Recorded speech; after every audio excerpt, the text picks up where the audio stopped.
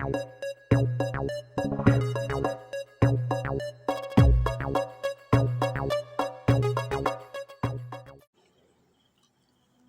दोस्तों, मुझे आशा है कि आप सभी अच्छे होंगे।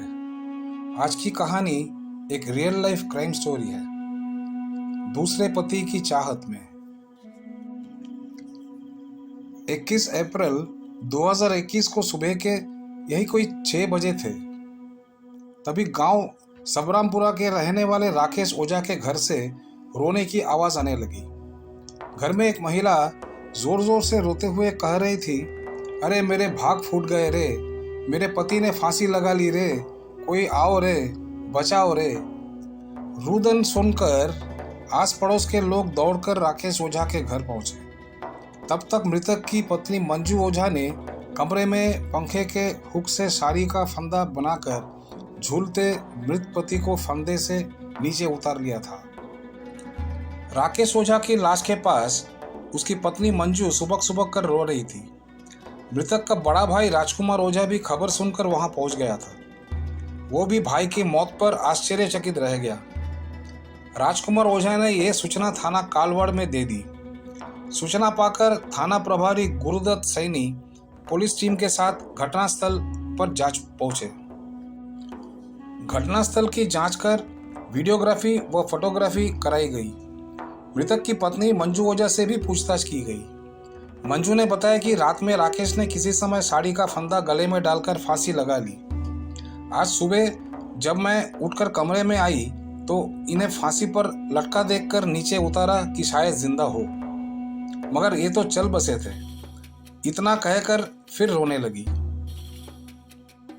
पुलिस ने वहां मौजूद मृतक के भाइयों और अन्य परिजनों से भी पूछताछ की। पूछताछ के बाद पुलिस को मामला संदिग्ध लग रहा था। आसपास के लोगों ने थाना प्रभारी को बताया कि राकेश आत्महत्या नहीं कर सकता। उसी समय मंजू रोने का नाटक करते हुए पुलिस की बात गौर से सुन रही थी। पुलिस वाले जब चुप होते थे वह रोने लग जाती।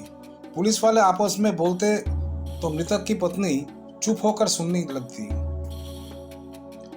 थाना प्रभारी गुरुदत्त सैनी ने संदिग्ध घटना की खबर उच्च अधिकारियों को देकर दिशा निर्देश मांगे।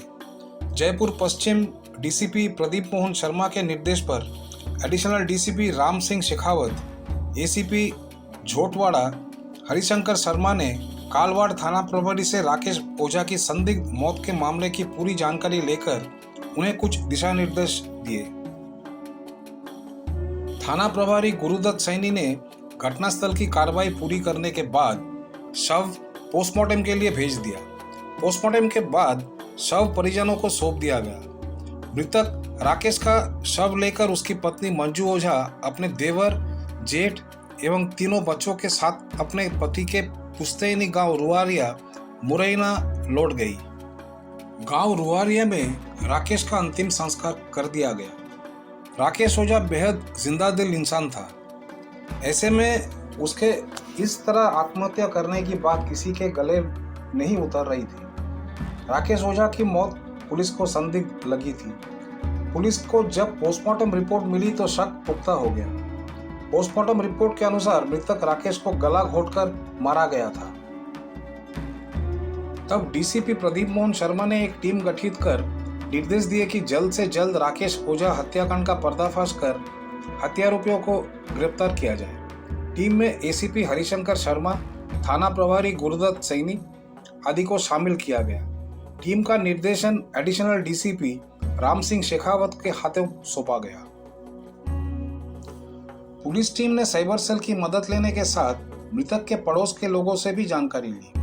पुलिस टीम को जानकारी मिली कि मृतक के बीबी मंजू के पड़ोस में रहने वाले बीरेश उर्फ सोनी ओझा से अवैध संबंध थे।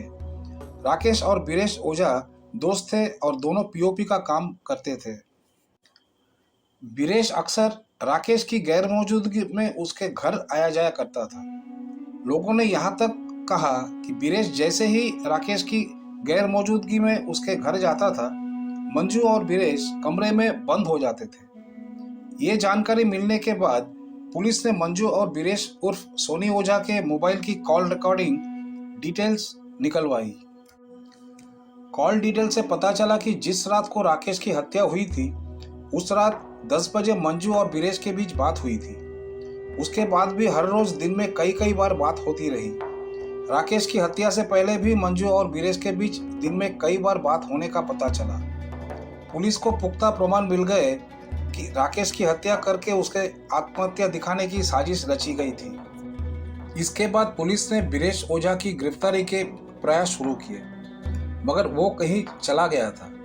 कुछ दिन बाद वो जैसे ही अपने घर आया, कांस्टेबल सुनील कुमार को इसकी खबर मिल गई। तब पुलिस ने 27 अप्रैल 2021 को उसे हिरासत में ले लिया। बीरेश को थाना कालवाड़ा लाकर पूछताछ की गई। पूछताछ में वो ज्यादा देर तक पुलिस के सवालों के आगे टिक नहीं पाया और अपनी प्रेमिका मंजू ओझा के कहने पर राकेश ओझा की हत्या करने की बात स्वीकार कर ली। इसके बाद पुलिस ने मृतक की पत्नी मंजू को भी गिरफ्तार कर लिया। मंजू ओझा और बीरेश ओझा उर्फ सोनी से पूछताछ के बाद जो कहानी प्रकाश में आई वो इस प्रकार से है। राकेश ओझा मूल रूप से मध्य प्रदेश के मुरैना जिले के गांव रुआरिया के रहने वाला था। वह काफी पहले गांव से जयपुर आकर पीओपी का काम धंधा करने लगा। राकेश की शादी मंजू से हुई थी। मंजू गोरे रंग की, अच्छे नयन नक्श की खूबसूरत युवती थी। शादी के कुछ महीने बाद राकेश पत्नी मंजू को भी अपने साथ जयपुर ले आया था। राकेश तीजानगर इलाके के सबरामपुरा में किराया का घर लेकर बीवी के साथ रहता था। वक्त के साथ मंजू 3 बच्चे की मां बन गई। इनमें एक बेटी और 2 बेटा है, जिनकी उम्र 7 साल, 4 साल और 2 साल है। राकेश पीओपी का अच्छा कारीगर था, इस कारण उसकी मजदूरी भी अच्छी थी। वो महीने में 20 से 25 हजार रुपया आसानी से कमा लेता था। इस कारण उसके परिवार का गुजर बसर अच्छे से हो जाती थी। राकेश का छोटा भाई घनश्याम और बड़ा भाई राजकुमार भी जयपुर में काम करते थे। ये भी अपने परिवारों के साथ अलग अलग किराए पर रहते थे। राकेश के पड़ोस में बीरेश उर्फ सोनी ओझा भी रहता था। बीरेश भी पीओपी का काम करता था, इसलिए दोनों दोस्त बन गए। बीरेश कुंवारा था और देखने में हैंडसम था। दोस्ती के नाते वो राकेश का घर आने जाने लगा। बीरेश की नज़र राकेश की बीवी मंजू पर पड़ी तो वो उसकी रूप यौवन पर मर मिटा। मंजू की उम्र उस समय 33 साल थी और वो उस समय 2 बच्चों के माँ भी थी। इसके बावजूद उसके उम्र 20 से 22 से ज़्यादा नहीं लगती थी।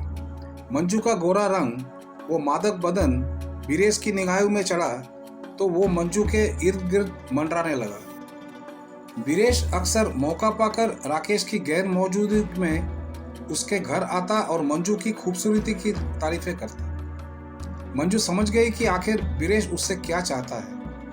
राकेश ज्यादातर समय अपने काम पर बिताता और रात को घर लौटता तो खाना खाकर सो जाता। पत्नी की इच्छा पर वो ध्यान नहीं देता था। ऐसे में मंजू ने अपने से उम्र में 6 साल छोटे बीरेश से पहले नजदीकियां बढ़ाई और फिर अपनी हजरतें पूरी की। इसके बाद ये सिलसिला चलता रहा। बीरेश नई उम्र का जवान लड़का था, ऊपर से वो कुंवारा भी था। ऐसे में मंजू उसे पति से ज्यादा चाहने लगी। काफी समय तक दोनों लुप छिप कर गुलछड़े उड़ाते रहे। किसी को कानों कान खबर नहीं हुई, मगर जब अक्सर राकेश की गैर मौजूदगी में बीरेश उसके घर आकर दरवाजा बंद करने लगा तो आसपास के लोगों में कानाफूसी होने लगी। इसी दौरान मंजू तीसरे बच्चे की मां बन गई। मंजू और बीरेश की बातें और आपस में व्यवहार देखकर राकेश को उनके संबंधों पर शक होने लगा था। ऐसे में राकेश को एक पड़ोसी ने इशारों में कह दिया कि बीरेश से दोस्ती खत्म करो, उसका घर आना बंद करवाओ, यही तुम्हारे लिए ठीक रहेगा। इसके बाद राकेश ने मंजू से सख्ती करने शुरू कर दी तो मंजू बौखला गई। उसकी आंखों में पति खटकने लगा। मौका मिलने पर मंजू अपने प्रेमी बीरेश से मिली। दोनों काफी दिन बाद मिले थे।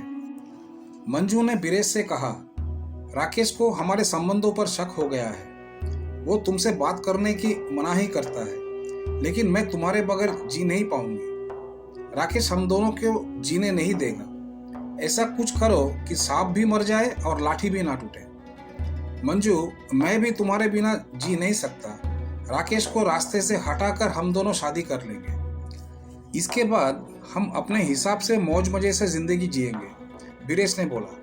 मैं भी तुमसे शादी करना चाहती हूँ, मगर ये राकेश की मौत के बाद ही संभव है।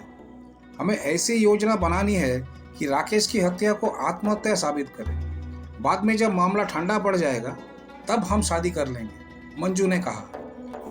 इसके बाद दोनों ने योजना बना ली। 20 अप्रैल 2021 की रात मंजू ने तीनों बच्चों को खाना खिलाकर कमरे में सुला दिया और उनके कमरे का दरवाजा बाहर से बंद कर दिया। मंजू ने राकेश को खाने में नींद की गोलियां दे दी थी, जिससे वो कुछ ही देर में गहरी नींद में चला गया। फिर रात 10 बजे मंजू ने बीरेश को फोन कर घर बुला लिया। बीरेश और मंजू राकेश के कमरे में पहुंचे।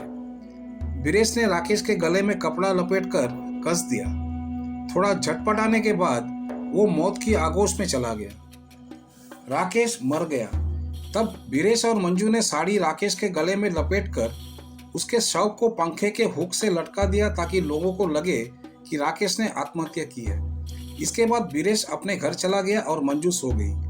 अगली सुबह 6 बजे उठकर मंजू ने योजना अनुसार राकेश के कमरे में जाकर रोना चिल्लाना शुरू कर दिया। तब रोने की आवाज सुनकर आस पड़ोस के लोग और मृतक की भाई वगैरह घटनास्थल पर आई। तब तक मंजू ने राकेश का शव फंदे से उतारकर फर्श पर रख के लिटा दिया था। इसके बाद पुलिस को सूचना दी गई और पुलिस ने कार्रवाई कर राकेश ओझा हत्याकांड का पर्दाफाश किया। पुलिस ने राजकुमार ओझा की तरफ से मंजू ओझा और उसकी प्रेमी बीरेश ओझा उर्फ सोनी के खिलाफ बांधवी की धारा 302, 201, 120 बी के तहत रिपोर्ट दर्ज कर ली। आरोपियों से मोबाइल और गला घोटने का कपड़ा व साड़ी जिसका फंदा बनाया गया था पुलिस ने बरामद कर ली। पूछताछ के बाद मंजू और बीरेश को 28 अप्रैल 2021 को कोर्ट में पेश कर न्यायिक हिरासत में भेज दिया गया। तो दोस्तों, ये थी हमारी आज की कहानी। उम्मीद है आपको पसंद आई होगी। कृपया हमें कमेंट सेक्शन में अपने मूल्यवान कमेंट दें और अगर आपको वीडियो पसंद आया तो कृपया लाइक बटन दबाएं और हमारे चैनल को सब्सक्राइब करके सपोर्ट करें। कृपया बेल का बटन दबाएं और ऑल बटन का चयन करें ताकि आपको हमारे भविष्य के वीडियो के बारे में सूचनाएं मिलती रहेगी। बहुत बहुत धन्यवाद दोस्तों, और आज के लिए बस इतना ही। मिलते हैं आप सभी से हमारे अगले वीडियो में।